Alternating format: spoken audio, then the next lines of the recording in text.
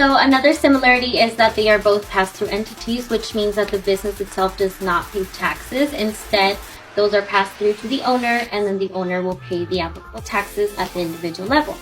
You file your personal taxes, and the profits or losses for the LLC or S Corp, you file them with your personal taxes. So the S Corp or LLC does not pay taxes. It is legal for you to report losses 2 years out of a 5-year period. She's going to talk about it in a minute. And obviously, the last one is related to form partnerships. So LLCs, you can have partners, and then as corporations, you would have shareholders. Yes.